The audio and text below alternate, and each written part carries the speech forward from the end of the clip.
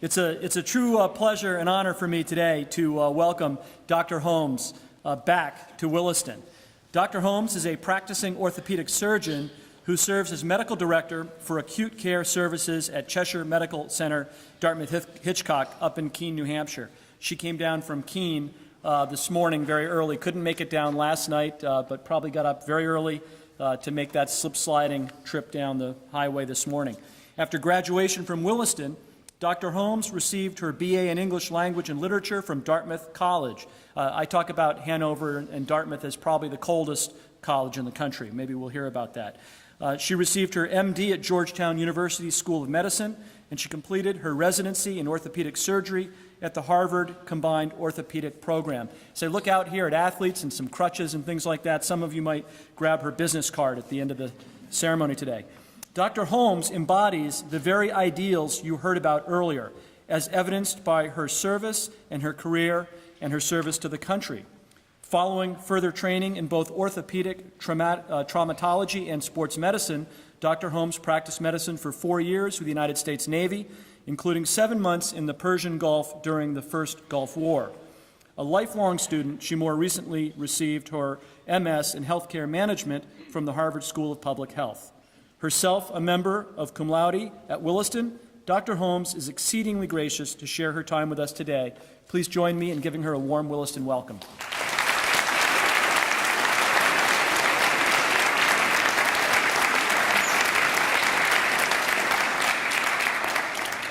Good morning.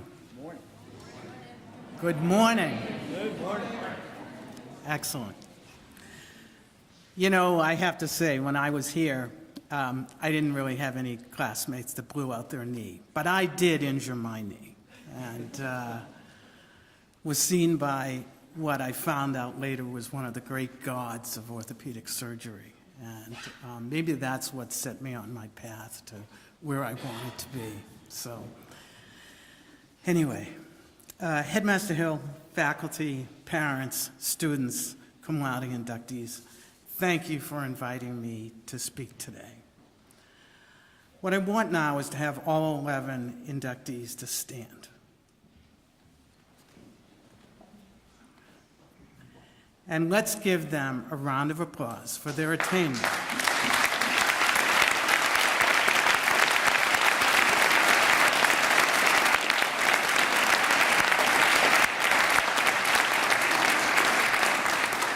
Don't sit. So we want to give them this round of applause for their attainment of the highest academic achievement in secondary school. You guys had focus, drive, diligence, and just plain old hard work. I've stood exactly where you stood, and it's kind of like getting an academic Super Bowl ring. So congratulations. Now, don't sit. I want you to turn around and give everyone else in the room, come on, turn around. And I want the 11 of you to give everyone else in the room a round of applause. Okay? For being there for you as mentors and educators, supporters and friends, competitors, listeners, dorm mates, and teammates. Because no matter how good you are and how bright you are and how hard you work, you did not get to this point without the rest of them. So congratulations to everyone else in this room. Okay, you can sit.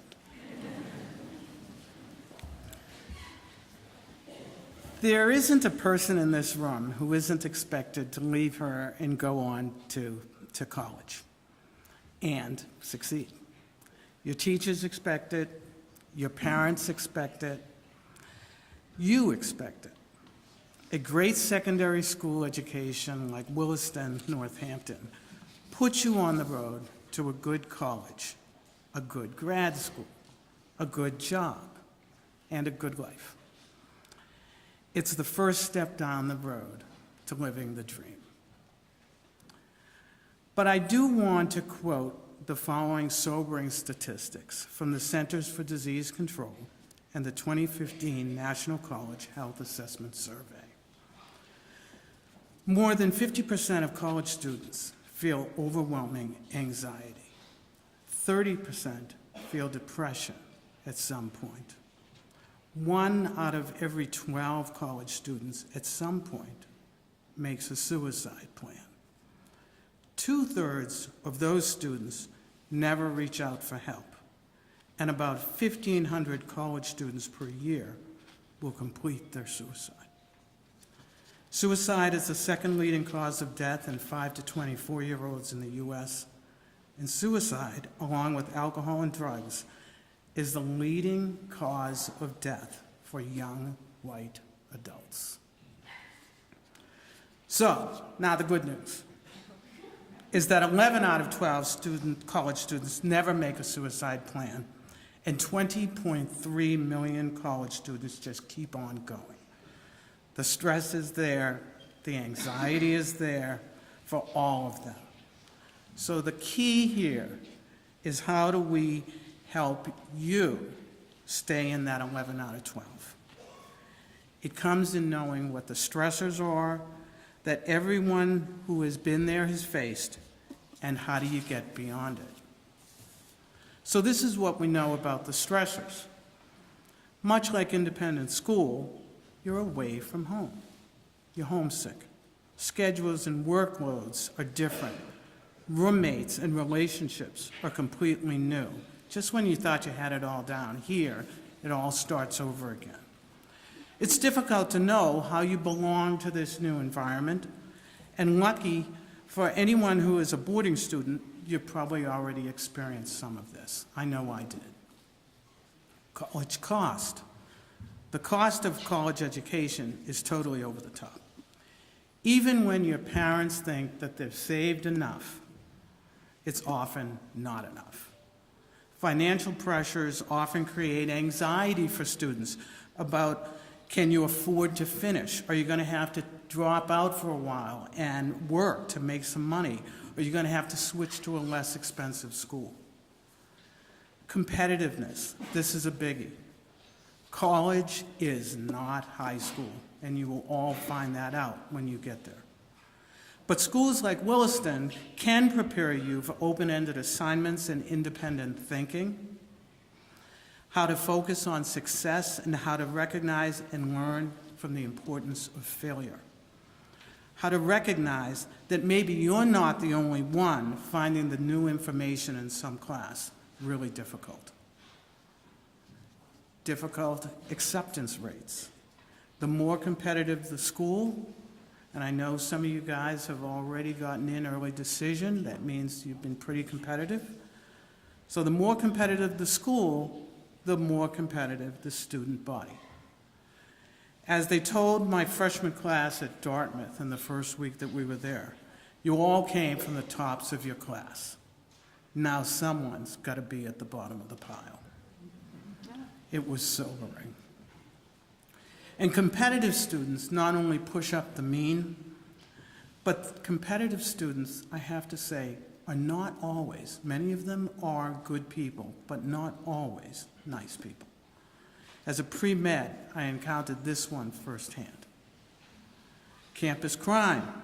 If you don't live or work in a safe environment, it's hard to feel comfortable. You don't want to work late. It's hard to reach out to strangers. And then there's always the prospect of a good job, or any job for that matter. If I don't get an A in organic chemistry, I don't get into med school. If I don't get into med school, then I don't become a doctor. If I don't become a doctor, then life's over, because it's the only thing I ever wanted to be, and maybe because my parents were physicians and my grandparents were physicians.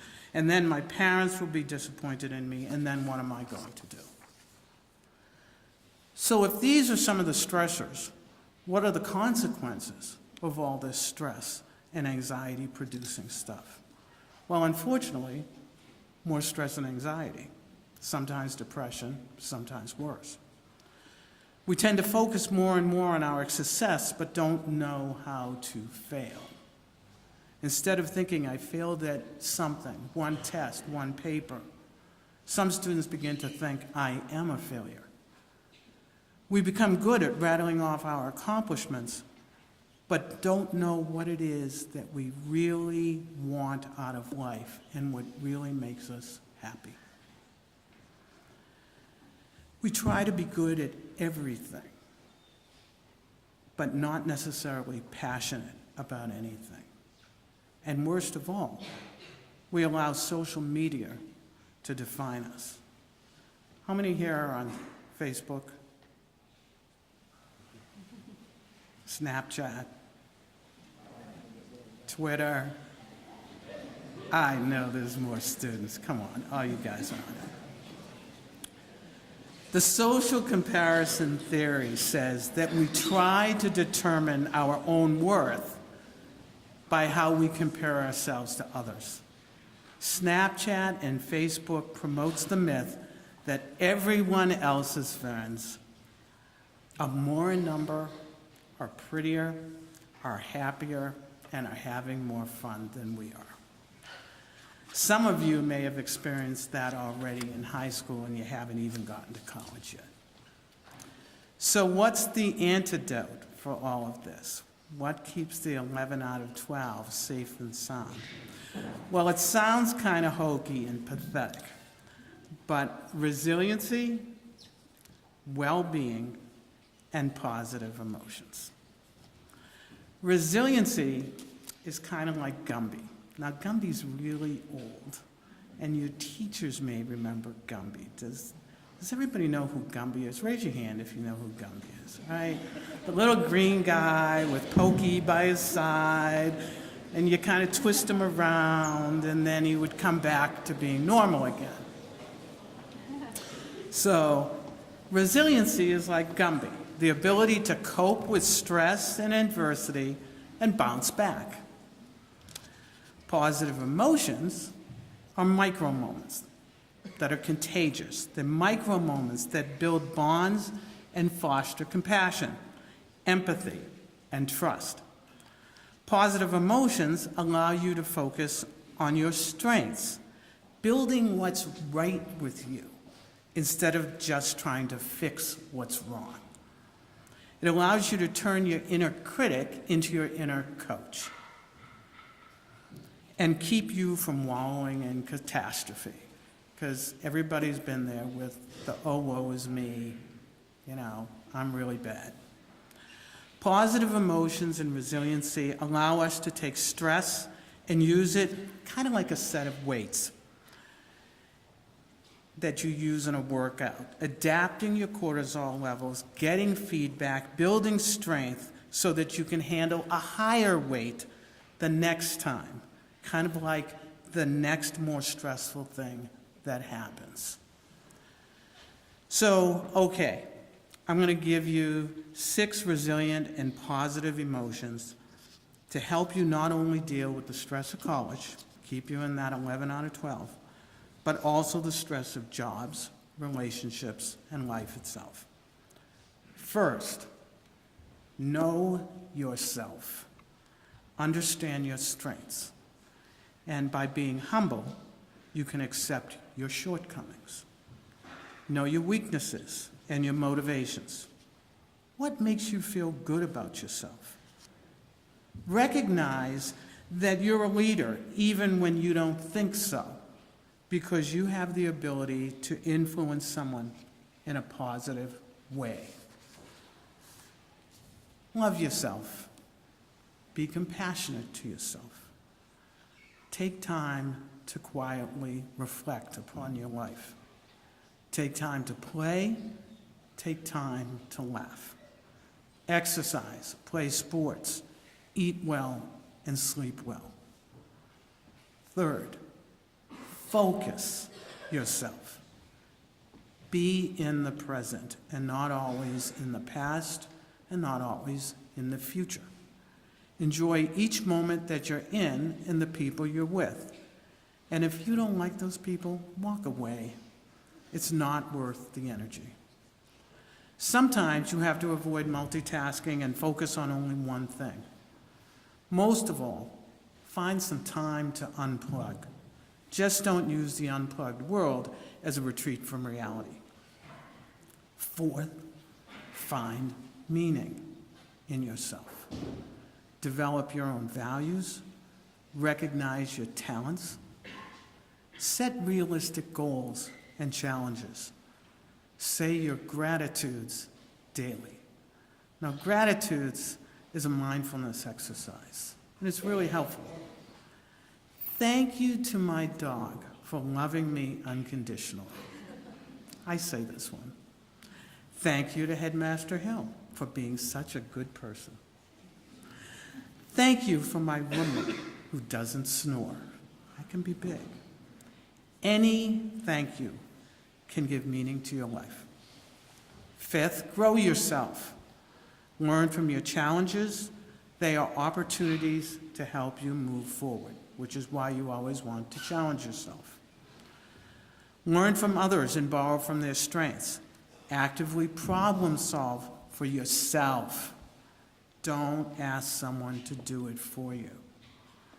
And finally, share yourself. Social and hard science now shows us that social connections and face-to-face interactions are what make people live longer and happier lives. Reach out to your other fellow students, to teachers, to professors, to staff. Get off your phones and off the internet. Smile, volunteer, tutor, join a club, join a team, perform random acts of kindness. That's always one that is kind of nice. This last one, sharing yourself, is probably the most underrated and yet one of the most important. It makes you feel good about yourself, and you never know how you've impacted someone else who may have needed you. This past summer, 50 years after being in elementary school, I received a card in the mail. It was from an elementary school classmate that I haven't seen since I left home for Williston. The person said that a close friend of theirs had died, and they were on a quest to track down and write to people who had made an impact on their life. The letter came to me as a surprise. This person wrote, "You might not realize how much your friendship and kindness meant to me. There were several cruel children in our class who sought to demean those who did not fit. I remember walking with you to music lessons, just laughing and having fun. Thank you." That one letter meant an incredible amount to me because I had no idea how much I had impacted this person's life.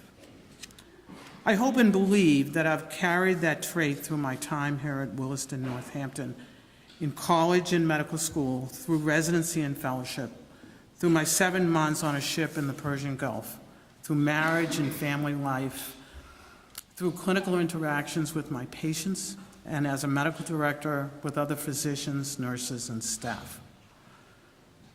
I'll admit, I too have suffered through my share of anxiety and depression and stress, because that's not just what high school and college throws at you. That's what life throws at you every day. I've learned to say my gratitudes all the time, and one of the biggest is to say thank you to Williston, Northampton. In 1975, when I graduated, the world was my oyster. Everyone in this room, every single one of you, has that same open book in front of you. And I wish for you, with hard work, resilience, and positive emotions, that you achieve your success and your dreams. Thank you.